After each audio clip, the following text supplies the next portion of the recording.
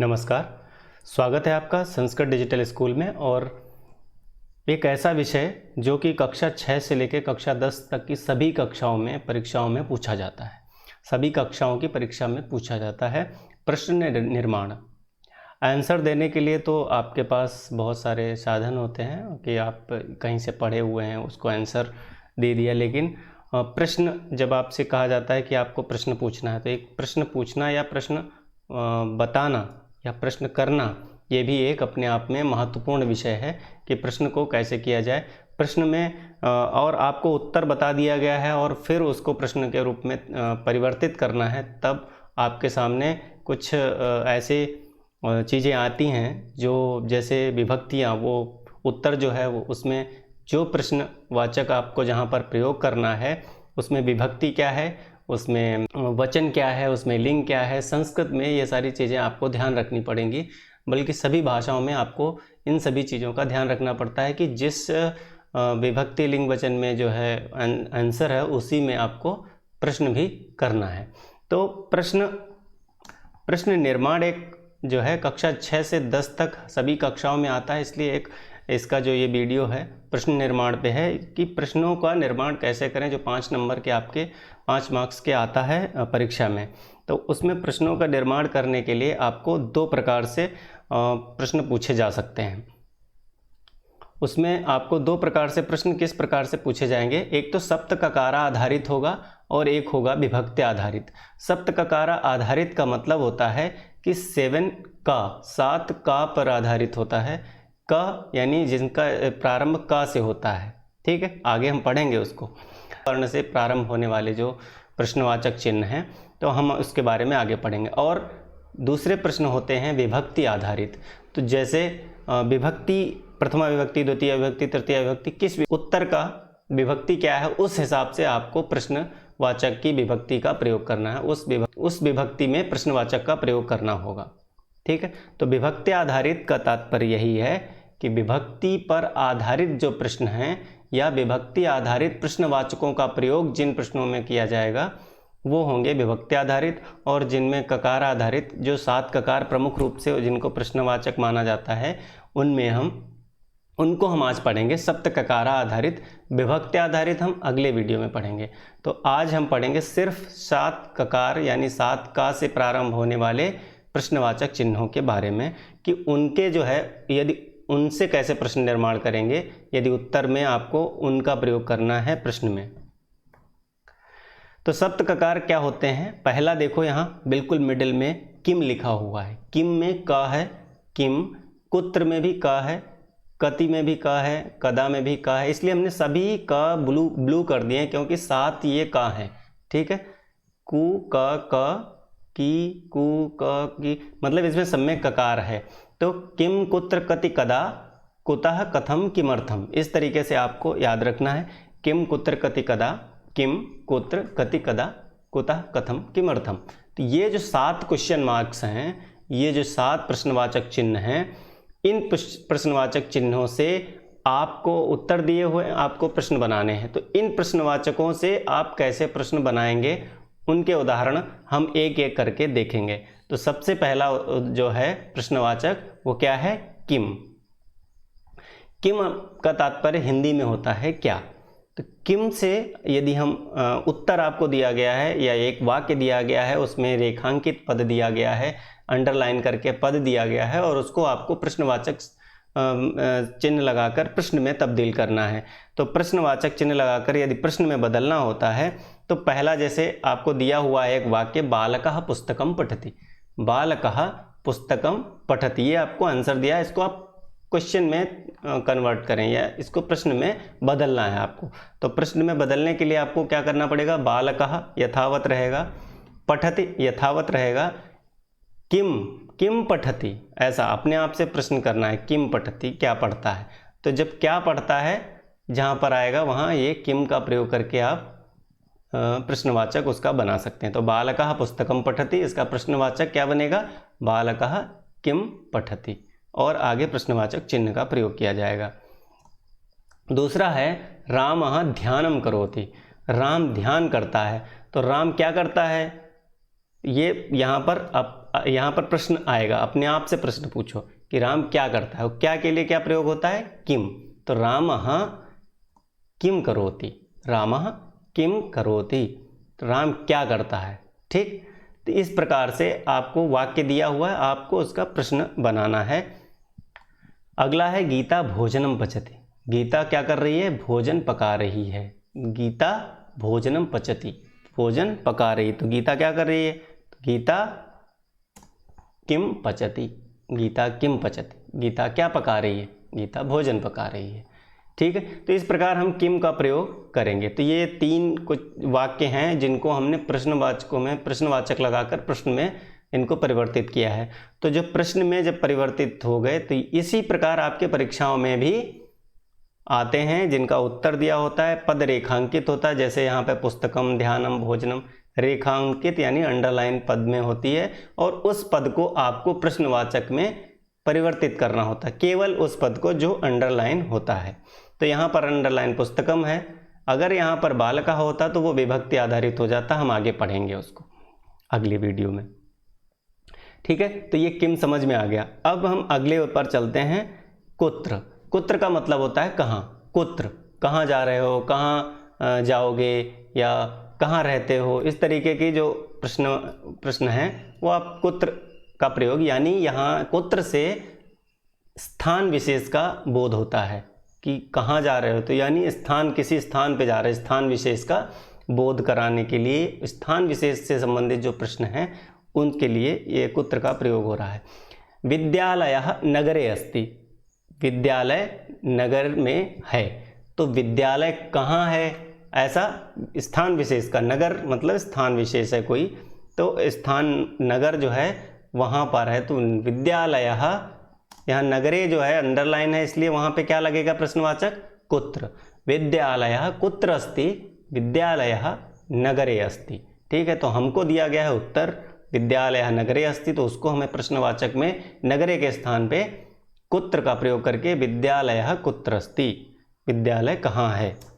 दूसरा क्वेश्चन है, वीरेंद्रः भोपाले वसति। देखो स्थान है, भोपाल एक स्थान विशेष है, तो स्थान जब कुत्र का प्रयोग है, स्थान विशेष का प्रयोग जहाँ पर है वहाँ कुत्र प्रश्नवाचक का प्रयोग करेंगे। ठीक है, वीरेंद्रः भोपाले वसति, वीरेंद्र कहाँ बसता है, कहाँ रहता है, भोपाले, भोपाल में। तो ये प्रश्न आया, भोपाल कहाँ रहता है, तो जब कहाँ रहता है तो वहाँ जिस जगह पे आएगा, मतलब वीरेंद्र कहाँ रहता है, वीरेंद्रः वसति, रहता है कहाँ, भोपाले, तो यहाँ पर भोपाले के स्थान पे कुत्र का प्रयोग हो जाएगा। वीरेंद्रः कुत्र वसति, वीरेंद्रः भोपाले वसति। सागरः क्रीडांगणे गच्छति, सागर जो है क्रीडांगण में जाता है। सागर कहाँ जाता है, तो जब कहाँ जाता है तो वहाँ पर क्रीडांगण के स्थान पे कुत्र का प्रयोग आ जाएगा। क्रीडांगण भी एक स्थान विशेष है, तो सागरः कुत्र गच्छति। तो इस प्रकार हम कुत्र का प्रयोग करके कुत्र प्रश्नवाचक का प्रयोग करके प्रश्नों का निर्माण कर सकते हैं रेखांकित पदों के द्वारा। अगला है कति। कति अर्थात कितने। कति ये संख्यावाचक है, संख्या को बताता है कि कितने, कितने मतलब हाउ मेनी, तो ये कितने जो है वो क्या होगा, संख्यावाचक चीज़ों को बताएगा। चत्वारः जनाः आसन्, 4 लोग थे। चत्वारः जनाः आसन्, 4 लोग थे, तो कौन, कितने लोग थे, रेखांकित पद चत्वारः संख्यावाची है, यहाँ पर कितने लोग थे, 4 लोग थे। जैसे शोले फिल्म में बोलता है ना कितने आदमी थे, तो वो कति जनाः आसन् है ना, कति जनाः आसन्, सरदार 4। तो इस तरीके से उस वाक्य को हमने यहाँ पर प्रयोग किया है कि आपको जल्दी समझ में आएगा। चत्वारः जनाः आसन्, 4 लोग थे। कति जनाः आसन्, तो 4 की जगह पे कति यानी कितने, तो संख्यावाची की जगह पे आप इस प्रश्नवाचक का, कति प्रश्नवाचक का प्रयोग करेंगे। अगला है सः नववादने आगमिष्यति। सः नववादने आगमिष्यति, वह 9 बजे आएगा। 9 के नीचे अंडरलाइन है, यानी इस जगह पे आपको प्रयोग करना है। तो 9 यानी संख्यावाचक, वहाँ पर कितने होगा, तो सः कतिवादने आगमिष्यति, वह कितने बजे आएगा, सः कतिवादने आगमिष्यति। ठीक है, अगला है मम पार्श्वे 100 रूप्यकाणि, मेरे पास 100 रुपये हैं। मम पार्श्वे शतरूप्यकाणि सन्ति। हमारे पास कितने हैं? 100 रुपये हैं। तो अब शत पे जो है अंडरलाइन है, ठीक है, रेखांकित क्या पद है? शत। शत की जगह पे किसका प्रयोग होगा? कति का। मम पार्श्वे कति रूप्यकाणि सन्ति। मेरे पास कितने रुपए हैं? ठीक है, मम पार्श्वे कति रूप्यकाणि सन्ति। मेरे पास कितने रुपए हैं? तो इस प्रकार हम कति प्रश्नवाचक चिन्ह का प्रयोग करेंगे। ठीक है, तो हमने अभी तक 3 पढ़ लिए हैं, किम, कुत्र, कति। अब हम पढ़ेंगे अगला जो कि है कदा। कदा का अर्थ होता है कब, यानी ये भी समय सूचक है कि कब ऐसा हुआ, तो कब समय सूचक है। जितेंद्रः विद्यालयं प्रातः गच्छति। आपको एक वाक्य दिया गया है, जितेंद्रः विद्यालयं प्रातः गच्छति। जितेंद्र जो है विद्यालय सुबह जाता है। तो सुबह एक समय है, एक टाइम है वो कि सुबह जाता है। तो सुबह के लिए हम वहाँ पे प्रातः जो रेखांकित पद है वहाँ पे क्या प्रयोग करेंगे? कदा गच्छति, कब जाता है। जितेंद्रः विद्यालयं कदा गच्छति। जितेंद्र विद्यालय कब जाता है? कदा गच्छति। ठीक है, अगला है अक्षतः रात्रिकाले पठति। अक्षतः रात्रिकाले पठति। अक्षत जो है रात में पढ़ता है। तो हम समय है रात का भी, वो समय है एक, तो समय की सूचना वो अंडरलाइन जहाँ पर है समय सूचक, वो वहाँ पर क्या प्रयोग होगा? प्रश्नवाचक कदा। तो अक्षतः कदा पठति। अक्षत कब पढ़ता है? तो अक्षतः रात्रिकाले पठति। ठीक, इस प्रकार हम कदा इस प्रश्नवाचक का प्रयोग करेंगे। अगला एक वाक्य और है, संतोषः सायंकाले क्रीडति। सायंकाले, काले इसमें प्रयोग हुआ है, समयवाचक है, ये भी समय सूचक है। तो समय सूचक जो शब्द है रेखांकित पद, वहाँ पर क्या प्रयोग होगा? कदा। तो कदा अर्थात कब। ठीक, संतोषः सायंकाले क्रीडति। संतोषः कदा क्रीडति, कब खेलता है? तो संतोषः सायंकाले क्रीडति। इस प्रकार हम जो सामान्य वाक्य हैं उनको हम प्रश्नवाचक वाक्यों में परिवर्तित कर सकते हैं कदा का प्रयोग करके। अगला है कुतः। कुतः यानी कहाँ से, किधर से। ठीक, तो कुतः अर्थात कहाँ से। बालकः विद्यालयतः गच्छति। तः यहाँ पर से अलग होने के अर्थ में तः का प्रयोग, जैसे यहाँ से जा रहा है तो जहाँ से जा रहा है वहाँ तः का प्रयोग करके हम इसका प्रयोग करेंगे। तो बालकः विद्यालयतः गच्छति एक सामान्य वाक्य है। इसको प्रश्नवाचक में जब बदलेंगे तो बालकः विद्यालयतः गच्छति सामान्य वाक्य है, और इसको हम जब प्रश्नवाचक वाक्य में प्रयोग करेंगे बालकः विद्यालयतः की जगह कुतः गच्छति। कहाँ से जाता है? तो विद्यालयतः गच्छति, विद्यालय से जाता है। सुरेशः गृहतः आगच्छति। सुरेश घर से आता है। तो प्रश्न होगा सुरेश कहाँ से आता है? तो वहाँ पर गृहतः की जगह क्या प्रयोग होगा? कुतः। तो सुरेशः कुतः आगच्छति। सुरेश कहाँ से आता है? सुरेशः गृहतः आगच्छति। हरिश्चंद्रः आपणतः शाकम् आनयति। हरिश्चंद्र आपणतः बाजार से शाकम सब्जी आनयति लाता है। हरिश्चंद्र बाजार से सब्जी लाता है। कहाँ से सब्जी लाता है? तो कुतः, कहाँ से। कुत्र मतलब कहाँ था, लेकिन कुतः का मतलब कहाँ से। ठीक, हरिश्चंद्रः कुतः शाकम आनयति। हरिश्चंद्रः कुतः शाकम आनयति। हरिश्चंद्र कहाँ से सब्जी लाता है। तो इस प्रकार हम कुतः का प्रयोग करेंगे। कुतः का प्रयोग प्रश्नवाचक वाक्यों को बनाने में करेंगे। ठीक है, अगला है कथम। कथम अर्थात कैसे। ठीक, कैसे, हाउ। भवान कुशलः अस्ति। आप कुशल हैं, आप अच्छे हैं। इसका क्या बनेगा? भवान कथम अस्ति। आप किसी से पूछते हैं हाउ आर यू।